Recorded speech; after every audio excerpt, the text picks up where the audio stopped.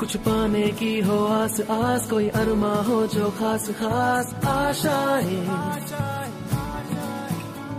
हर कोशिश में हो बार बार, करे दरियाओं को आर पार। मैं एक बार फिर आपके सामने आज आ गया हूँ और दोस्तों कैपिटल बजटिंग डिसीजंस का जो इतना बड़ा टॉपिक हमने इसको मैनेज किया बेटे, आज लेक्चर नंबर 10 है जो हम शुरू कर रहे हैं। और मैंने बेटे अभी तक जितने भी क्वेश्चंस दिए होमवर्क में उनकी डाउट्स भी क्लियर करता आ रहा हूँ। देखिए, ऐसी क्लास नहीं मिलेगी आपको यूट्यूब में या फेस टू फेस कि जो टीचर साथ साथ डाउट्स भी क्लियर करे, इतनी प्रैक्टिस कराए, इतने थ्योरी कराए, इतने कंसेप्ट बताए, इतने वीडियोस दिखाए, इतना मोटिवेट करे। बेटे मैं आपको दिल से बता रहा हूं कि मैंने ईमानदारी से आपको भला चाहने की कोशिश की है और मैं चाहता हूं कि आपका भला हो और आप पास हो जाएं और हमारा देश आगे बढ़ जाए। तो दोस्तों lecture number 10 capital budgeting decision का जो आज अभी हम शुरू करेंगे बेटे, आज कोई नया कंसेप्ट तो नहीं। मैं पहले कैपिटल राशनिंग के जो आपको मैंने क्वेश्चंस दिए थे होमवर्क में और जो न्यू प्रोजेक्ट के क्वेश्चंस दिए थे होमवर्क में बेटे, मैं आज इनकी डाउट्स ही लेने वाला हूं, इस बात को समझ लीजिए आप। हाँ, अगले लेक्चर से 2-3 कंसेप्ट नए रह गए, IRR बेसिक कंसेप्ट 2 और रिस्क अनसर्टेनिटी, वो मैं शुरू करूंगा। तो लेकिन आज के लेक्चर में मेरा मूड आपके सारे डाउट्स क्लियर करने का है। इसका मतलब अगर आपसे सभी क्वेश्चंस हो गए हैं तो बेटे फिर आज का लेक्चर करने की जरूरत नहीं है। लेकिन बेटे कई बार बीच बीच में मैं बहुत सारी ऐसी बातें बताता हूँ जो बेटे नई नई बातें होती हैं, तो देख लीजिए बेटे, देख लीजिए। मैं लेकिन अभी कैपिटल राशनिंग की डाउट्स करूंगा और उससे पहले मैं चाहता हूं कि मैं 1 मिनट के लिए भगवान को याद करूं और आप भी 1 मिनट के लिए सुनिए भगवान।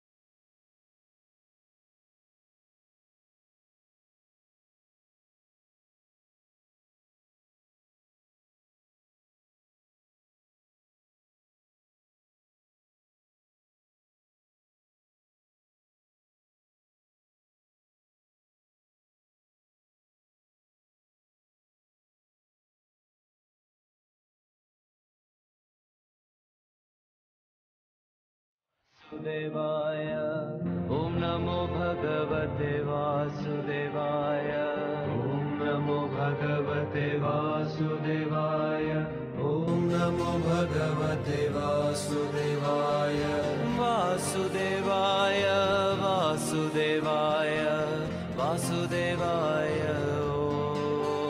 ओम वासुदेवाय वासुदेवाय वासुदेवाय।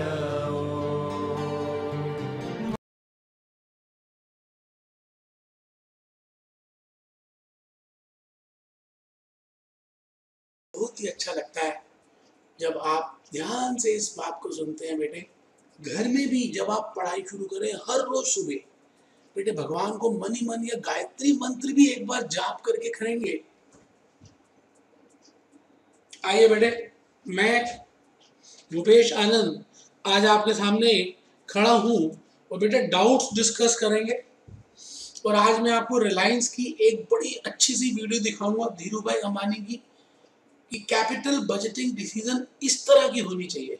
तो पहले लेकिन डाउट्स हैं, तो बेटे कैपिटल राशनिंग में मैं पहले क्वेश्चन 34 करूंगा, फिर 35 करूंगा और फिर 33 करूंगा। बेटे 3 क्वेश्चन करूंगा, लेकिन इस तरह से करूंगा, है कोई बात, मेरी मर्जी है। 34 क्वेश्चन में सभी आ जाएं। बेटे आप प्लीज क्वेश्चन 34 निकाल लें जिससे कि हम समझ पाए। लिखा हुआ जी, the total budget of the company is 20 crore. एक कंपनी के पास 20 करोड़ रुपए ही हैं बस, और जो प्रोजेक्ट है उसके सामने उनकी आउटफ्लो 25 करोड़ रुपए की है, and the total cost of the project is 25 crore. The project listed below have been ranked in order of profitability. There is a possibility of submitting X project where cost is assumed to be 13 crores. वो कहते हैं जी project X तो करना ही करना है, जहां पर cost 13 crore रुपए की है. आराम से बेटे 20 करोड़ है और उस 20 में से 13 करोड़ वाला प्रोजेक्ट तो करना ही करना है, उसमें कोई चॉइस नहीं है. ठीक है जी. Now you have to select, और उसकी प्रॉफिटेबिलिटी 140 है, मतलब 1.4 है. Which project including X should be acquired by the company. वो कहता है जी एक्स के साथ ये बताओ कि और कौन सा प्रोजेक्ट करना चाहिए. बस आराम से बेटे. एक तो 34th कर रहा हूं, ठीक है जी, कोई दिक्कत थोड़ी है, इजी है बेटा क्वेश्चन. तो मैं यहां लिख रहा हूं note number 1, we will not do any calculation for, we will not do any calculation for project number X, because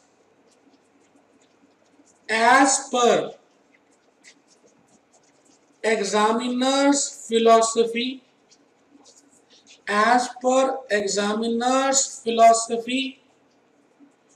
it is to be accepted in any case. किसी भी केस में इसको एक्सेप्ट करना है. तो हमें एक्स के लिए नहीं सोचना कि करें या ना करें, चाहे जो भी कुछ हो हमें करना है. हमें सोचना है कि कौन सा प्रोजेक्ट एक्स के साथ करें. तो मैं लिख रहा हूं जी statement showing ranking of projects. एक बात और कहनी वाली थी बेटे, अगर आपको ये ना बताया जाए कि प्रोजेक्ट कौन से हैं, तो मैं लिख रहा हूं in case information is not sufficient, in case information is not sufficient regarding nature of project. Nature of project कौन सा है, इसके लिए इंफॉर्मेशन सफिशिएंट नहीं है, then it is better to assume project as indivisible in nature. आप मान लेंगे कि वो इंडिविजिबल नेचर का है एंड गिव अ नोट, और उसका एक नोट दे देंगे बेटे. बजाय डिविजिबल मानने के आप मानेंगे इनडिविजिबल है. चलो जी, project present value of cash outflow, present value of cash inflow, NPV, PI, ranking A B C D E. बेटे 6 5 7 2 5 बेटे टोटल 25 करोड़ रुपए हैं. ठीक है जी. अब आप बताइए जी, वर्किंग नोट 1 से आप इनफ्लोस निकाल सकते हैं. Profitability index is equal to present value of cash inflows upon present value of cash outflows. 1.5 लिखा बेटे मैंने 150 की जगह।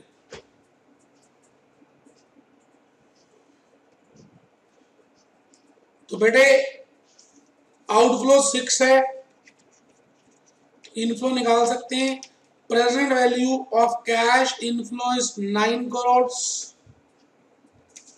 चलिए जी, मैं 9 यहां लिख रहा हूं, 6.25 यहां लिख रहा हूं, 8.4 यहां लिख रहा हूं, 2.3 यहां लिख रहा हूं, और बेटे 5.5 यहां पे लिख रहा हूं। 1.25, 1.4, 0.3, 0.5 आराम से बेटे। और बेटे 1.5 तो दिए हुए प्रॉफिटेबिलिटी इंडेक्स, बट मुझे टेबल जरूर बनाना है बेटे, तभी फायदा है। और रैंक 1, रैंक 2, रैंक 3, रैंक 4 और रैंक 5 बेटे उसने कहा भी था कि मैंने रैंकिंग के हिसाब से दी है, फिर भी मुझे टेबल पूरा कंप्लीट करना चाहिए। ठीक है जी, तो हाईएस्ट रैंक इसकी है, तो मैं कॉम्बिनेशंस बना सकता हूं, मेरे को जगह छोड़नी चाहिए थी। एक्स ए बेटे, एक्स में 10 करोड़ लग रहे हैं। एक्स में कितने बेटे? 13, 13 और 6 19 आइडल फंड्स एक। दूसरी combination X B, X B, X में कितने? 13, बी में कितने? 5, और बेटे डी भी कर सकते हैं, आइडल फंड 0। बेटे कॉम्बिनेशन बना रहे हैं, एक्स तो होगी। एक्स सी बेटे 20 नील। तो बेटे इस तरह से आपने कॉम्बिनेशन बनानी है। एक्स तो होगी, डी ई नील। तो बेटे मैंने 4 कॉम्बिनेशंस प्रिपेयर कर दी और आइडल फंड्स निकाल दिए। आराम से देख लें, कोई जल्दी है ही नहीं। प्रोजेक्ट एक्स तो मैंने लिया ही लिया है, क्यों? क्योंकि वो मैनेजमेंट ने बोला है कि लेना ही लेना है। तो चलिए जी, इसका अब हम एनपीवी निकालते हैं। Statement showing calculation of NPV of combinations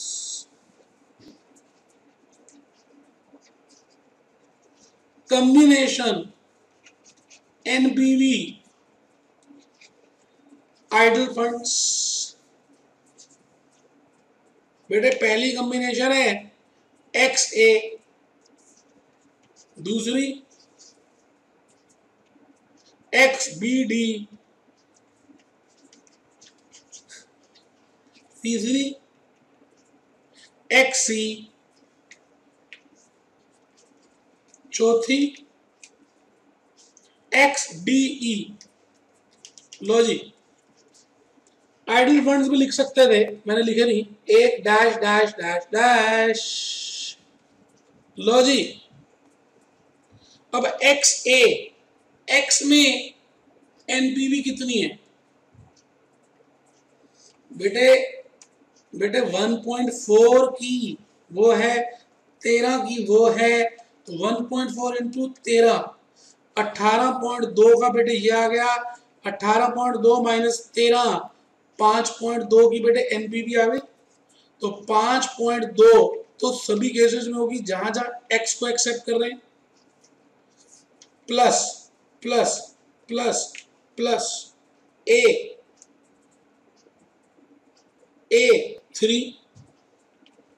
3 B और डी, बी 1.25 और 0.3, 1.25 0.3, एक्स और सी 1.4 एक्स डी 0.3 0.5 लो बेटे 5.2 प्लस 3 ये आ गया जी 8.2 इस कॉम्बिनेशन में बेटे 5.2 प्लस 1.25 प्लस 0.3 6.75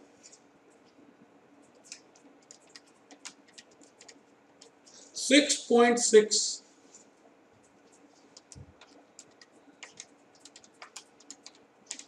6 देखो बेटे हाईएस्ट यहां आ रहा है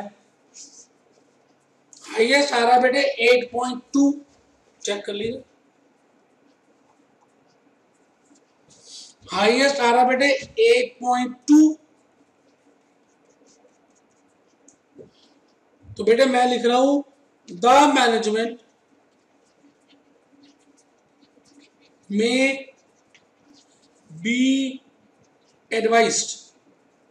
The management may be advised to accept project A along with project X in order to maximize NPV. लो बेटे maximize NPV and minimize idle funds. तो बेटे आपके सामने मैंने 34th कर दिया, ठीक है जी। 35th या 36th में से मुझे लगता है कि दोनों इजी है वैसे तो बेटे। चलिए 35th भी कर देता हूं। देखिए जी 35th 25 लाख रुपए जी आपके पास। 25 लाख में 4 प्रोजेक्ट्स हैं जिसमें से बी और सी म्यूचुअली एक्सक्लूसिव है। मतलब अगर आप बी को लेते हैं तो सी को नहीं ले सकते और अगर सी को लेते हैं तो बी को नहीं ले सकते। कई बार प्रोजेक्ट्स कॉम्प्लीमेंट्री भी होते हैं, कोई दिक्कत नहीं। अभी देख लें, पहले क्वेश्चन पढ़ लें। 35th 35 35 35 35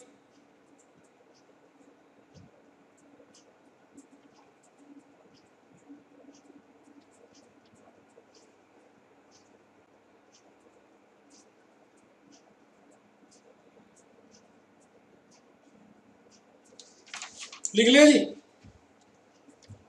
चलिए कोई दिक्कत नहीं जी, पढ़ते हैं। और मैं एक बात समझता हूं इसमें कि मैं सबसे पहले तो लिखूंगा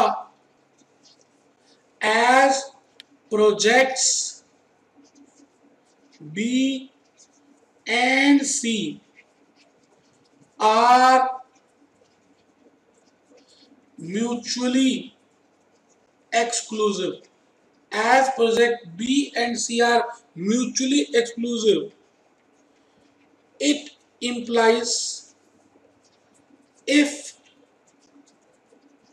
project B is accepted, then C will not be accepted. अगर हमने A को ले लिया, B को ले लिया तो C नहीं लेंगे, एंड वाइस वर्सा। और अगर सी को ले लिया तो बी को नहीं लेंगे। बेटे नोट 1। तो बेटे मैंने आपको अभी अभी बताया कि अगर आपको नेचर ना दिया हो तो मैं फिर लिख रहा हूं as nature of projects is missing, है ही नहीं, we will assume projects are indivisible. लो बेटा, चलिए जी टेबल बना देते हैं। आराम से पढ़ लीजिए, क्वेश्चन पढ़ लीजिए।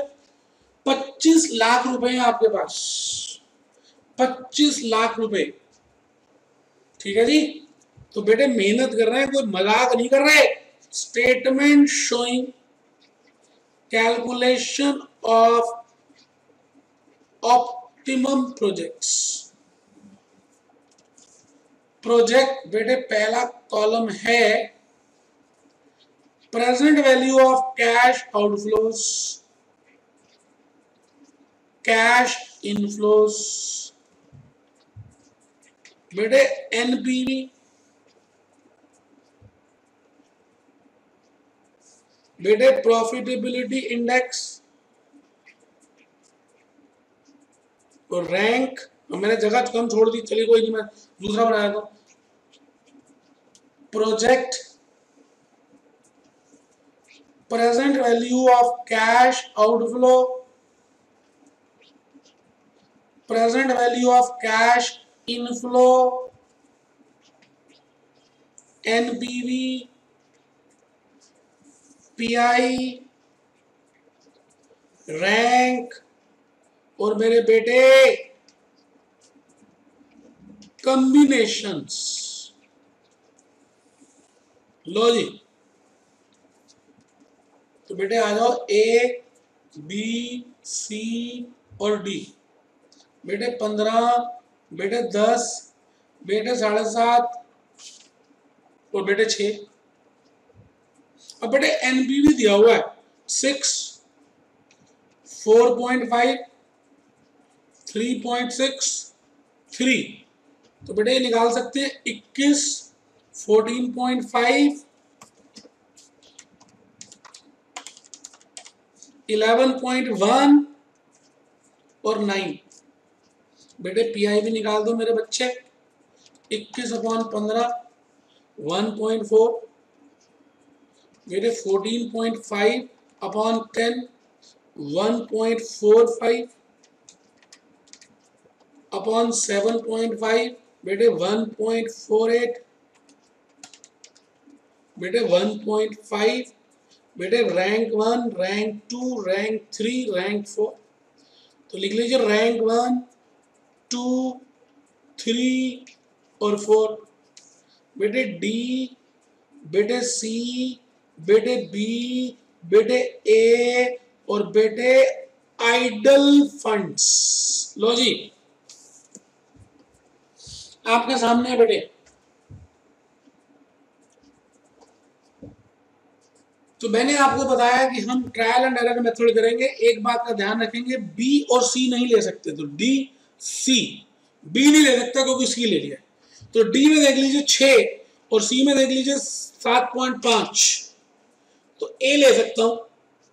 तो चेक करिए जी, 25 करोड़ थे, 25 लाख माइनस 6 माइनस 7.5 माइनस 15। तो बेटे ये तो कम पड़ गए, बेटे पैसे ज्यादा हो गए बेटे। 13, 15 प्लस 7.5 प्लस 6, ये तो नहीं हो सकता बेटे। तो डी और सी ये भी डैश ही रहेगा। कितने पैसे लगे बेटे? 13.5 माइनस 25, ये आ गया जी 11.5 आपके सामने। तो डी छोड़ दीजिए, सी और ए ले लीजिए अभी एक सेकंड के लिए। डी छोड़ दीजिए, सी और ए 22.5 बेटे तो 2.5। अब बेटे बी और ए ले लीजिए 25। लो बेटा। अब बेटे डी और ए ले लीजिए 21, बेटे 4। लो ना बेटे, ले लीजिए। है दम दो कॉम्बिनेशन बनाकर दिखाइए। इसी में आप चूज करेंगे कि बेस्ट कौन सा है, क्योंकि बी और सी म्यूचुअली एक्सक्लूसिव है। बी और सी म्यूचुअली एक्सक्लूसिव है। तो या तो बी या सी, जैसे पास और फेल म्यूचुअली एक्सक्लूसिव है। तो बेटे वहीं से चलना है। तो लिखें statement showing calculation of, statement showing calculation of optimum combinations, लो बेटे, लो बेटे, कॉम्बिनेशंस बेटे, एनपीवी बेटे, आइडल फंड्स, लो जी। First combination DC, DC, D and C. Second C and A, second combination C and A. Third combination B and A, B and A और D and A. Last combination है D and A. बेटे idle funds देख लो, 11.5, 2.5 लाख है बेटे, dash और बेटे 4। अब बेटे इनकी एनपीवी ऐड करनी है, डी की 3 है और सी की 3.6 है, तो बेटे 6.6 आ गया। सी की 3.6 है, ए की 6 है, तो बेटे 9.6 आ गया। बी की 4.5 है और ए की 6 है, तो बेटे 10.5 आ गया। डी की चेक कर लो बेटे, ठीक कर रहा हूं, डी 3 एंड 6, ये ठीक है। सी 3.6 प्लस ए 9.6, ठीक है। बी 4.5, ठीक है बेटे। डी 3 प्लस 6 9 है बेटे। हाईएस्ट देख लो बेटे, तो लिखिए जी, यही आंसर है, चेक करिए। The management may be advised to accept project A and B. The management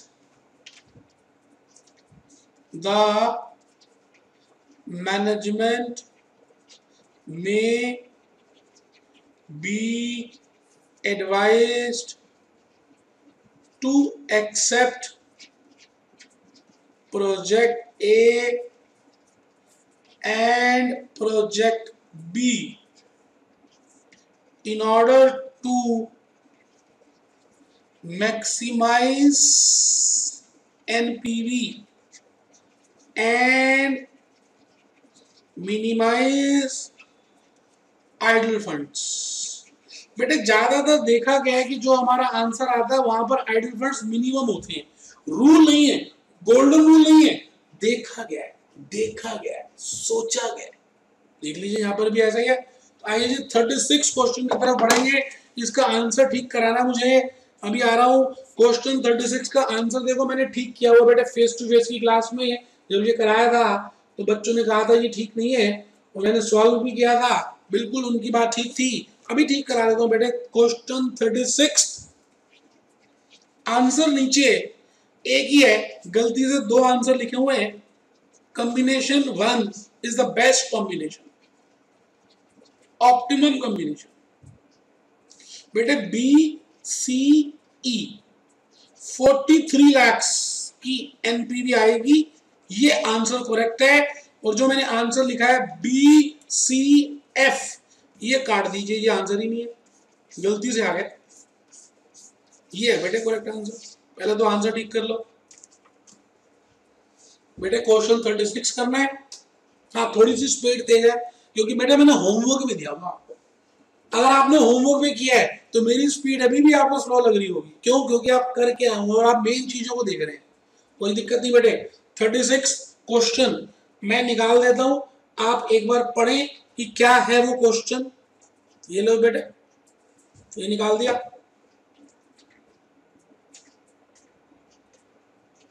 आराम से बेटे। 36